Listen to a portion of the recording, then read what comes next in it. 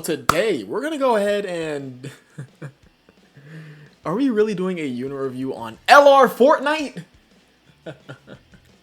Now, I did not give this card its nickname. It was someone on the Dokkan subreddit. Shout out to you if you're watching this, but someone on the Dokkan subreddit, when this card had first dropped, like at the night of its release, or was it the night of its release?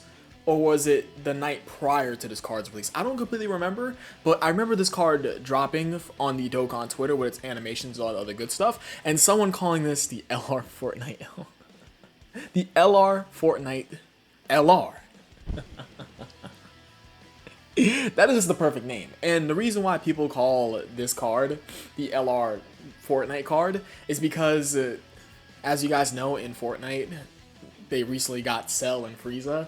And then Dokkan says, wow, what a nifty time to go ahead and drop a GT, Cell, and Frieza. Now, of course, granted, the GT, Cell, and Frieza are not in Fortnite, but it's Cell and Frieza, so it makes sense because it's in conjunction to Fortnite dropping a Cell and Frieza skin, and of course, Dokkan dropping a Cell and Frieza LR, nonetheless of them being GT or not, which they are GT, but the point is that it's pretty funny how the timing was for these two like games to drop. Of course, Dokkan dropping LR, GT, Cell, and Frieza, and for Fortnite to drop LR, not LR, oh my god, I'm about to say LR, an LR card, for Fortnite to drop a Cell and Frieza. You guys get the gist. So let's go ahead and talk about LR Fortnite, and I'm going to be calling them LR Fortnite for the entirety of this video. So LR Fortnite, what do we have here? Now, I did skim through this card, and I remember first reading this card when it had first dropped, and if I'm being completely honest, you guys, I think this card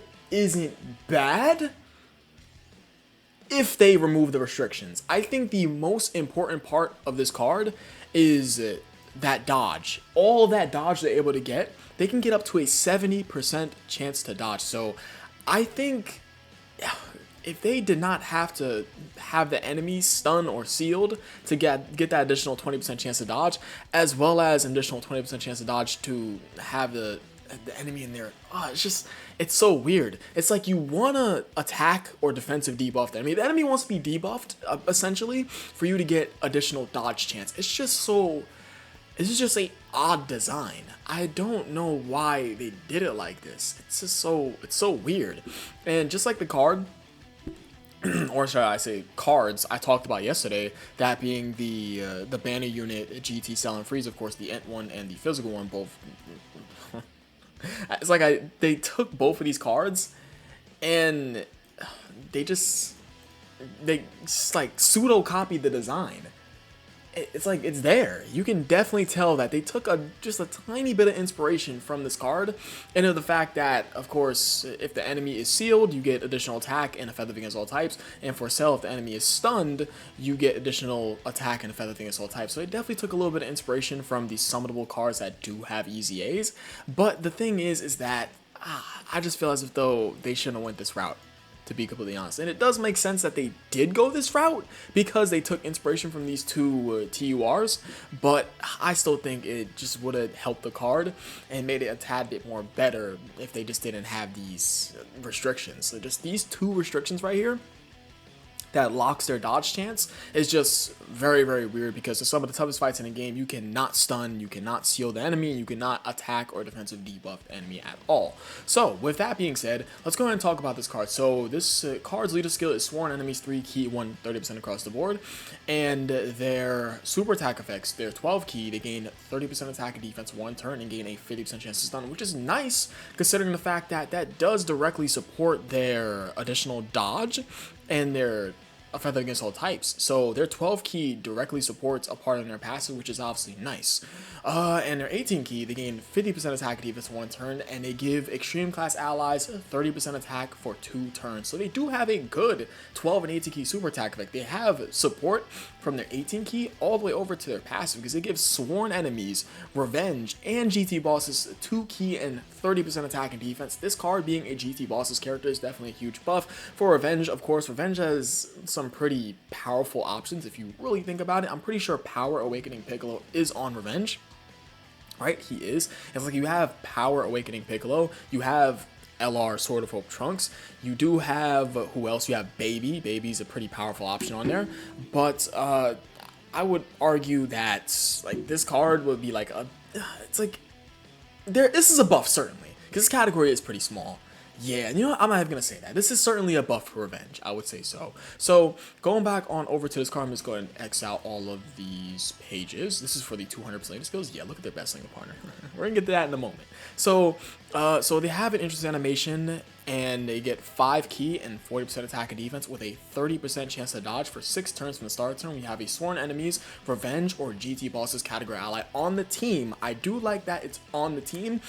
I would certainly say their interest animation buff of 5 key, 40% attack and defense, and a 30% chance to dodge for those 6 turns is quite nice. And you could make the case it is pretty easy to get off because you just have to run either of the 3 characters. Well, either of the 3 it's not 3 characters. Either of a character that has one of those specific categories. I couldn't think of a way to word that. So this card starts out with 3 key and 140% attack and defense baseline. Cool. And it gets 70% attack and defense when attacking, which is obviously really nice because they gain an attack and defense buff when attacking on their passive to their super attack effects. Of course, 18 key super, 50% attack and defense 1 turn, their 12 key, 30% attack and defense 1 turn. So there is a bunch of things going for this card that I would argue is good. But the issue is, but we're gonna get into it in a moment. I'm not even gonna expose the issue. Even I'm pretty sure you guys see the issue in this card. So they are a sworn enemies, revenge, or GT bosses.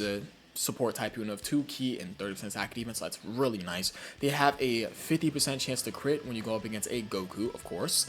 And they also get a 20% chance to dodge, an additional 20% chance to dodge, of course, and they're feathered against all types if you stun or have the enemy sealed. And they get additional 20% chance to dodge. And also, they launch a guarantee super when the enemy's in attack or defensive down status. So this is where this card comes into play. I feel as though this is the major problem with this card, provided you do, excuse me with the voice crack, I haven't had a drink of water in a little while. So after this, I'm gonna go ahead and just rehydrate.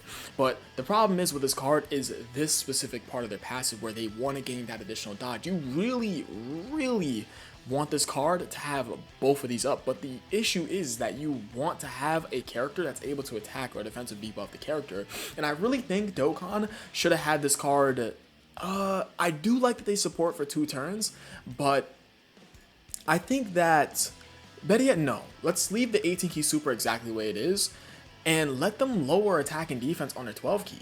Why not? That would completely activate this entire part of the passive. This is the pretty much the bread and butter of this card's kit, where they gain up to a 70% chance to dodge provided you have the enemy attack or defensive debuff / stunned and sealed. And with all this active, they can have up to a 70% chance to dodge. They could be effective against all types, doing a guaranteed super attack. They're also gaining an attack and defensive buff from their passive to their super attack effect, that being 70% attack and defense when attacking. And of course, on the 18 key, 50% attack and defense 1 turn, and 30% attack and defense 1 turn in their 12 key. It's like this card has quite a few things going for them. I would argue that in their best case scenario, like I've already said, they can have up to a 70% chance to dodge. They're effective against all types. They do a guarantee super, and they also gain an attack and defensive buff from their passive to their super attack effect. And not to mention, they are a support type unit to 3 categories I would argue that needs it, because these 3 categories are pretty small. Let me see Sworn Enemies. Is Sworn Enemies a big category? It is not. Yeah, all 3 of these categories certainly need, especially GT bosses. GT bosses getting this card is a huge help, even though I would argue this card is not the greatest and is going to be a off-meta content-based card, because this card wants to attack. They basically want to attack and defensive debuff the enemy, excuse me, as well as stun / shield the enemy. They basically want to debuff the enemy to a sense where they can proc all of this, essentially. And of course, you know what's funny, guys? I want to mention this. I have a Dokkan device, like as you guys can see, and I have not gotten a chance to record any videos with it, but it's okay because I will be doing it very soon. So I don't think there's much more to talk about this card. One thing I do want to add is that their best linking partner is literally a slot 2 unit. I mean, and of course you have the LR Shadow Dragons. Are you serious? Their best linking partner is a slot 2 unit. They're also a slot 2/3 unit. And then this guy, okay. I mean, I don't really have much more to say about this unit. It's like, this unit for the meta is not going to work, because only a 30% chance to dodge, and they're not going to have a lot of defense post super, I would like to assume. I have not gotten a chance to use this unit yet, but I have seen a very small amount of footage on this unit, and I don't remember if they're able to tank a normal against some of the toughest bosses in the game. I don't remember. Could they work in Fuse Zamasu though? They are physical. They are physical going up against essentially. Well, you know what's funny? Omega inside that Birth of the Shadow Dragons event at the end of the fight is in, if I recall correctly. Will this unit work in there? This unit wouldn't even make it past the STR Omega phase. Yo, could you make a case you can run this unit? It's just like, man. I feel as if though, if this was just like, imagine this was like, how would they word this though? I feel like this would be cool if it was just, like, if they did 1 or 2 supers, because they would definitely restrict this. But, oh man, this is just the biggest issue in their passive. That's it, pretty much. It's like, I feel like everything else about this card is completely fine to me. Of course, the 50% chance of crit going against Goku is a cherry on top, because, I mean, they are on target Goku, right? Yeah, I mean, come on now. It makes sense they have that crit chance against Goku. I feel like this entire card is completely fine, because in Dokkan's eyes, this is how they will build a Battlefield LR. But this part of the passive down here, I definitely say that this could be changed. What's their active skill actually? They greatly raise attack temporarily, ultimate damage to enemy, and seals super attack for 1 turn. Okay, so they seal on their active skill. Why couldn't this just be like a Ghost Usher? I don't know. Am I like expecting too much from these units? It's like all free-to-play units should be good. They should be good. It just makes sense. Okay, what's the activation condition? Can be activated from the 4th turn from the start of battle when there is a enemy whose name is Goku, or after the 6th turn from the start of battle. Well, started from the 6th turn. So this active skill is essentially pretty worthless. They have Otherworld Warriors, by the way. And they are a buff to Otherworld Warriors. They are buffing categories that definitely need it. Target Goku, Otherworld Warriors, Revenge, GT bosses, especially GT bosses. I don't have much more to say about this card, but yeah, one thing I do want to say is that they are a buff to GT bosses, and GT bosses, so help me God, needed this buff. But yeah, I appreciate you guys for watching. You guys are the best. I'll catch you guys next video. I love you all. LR Fortnite. Peace.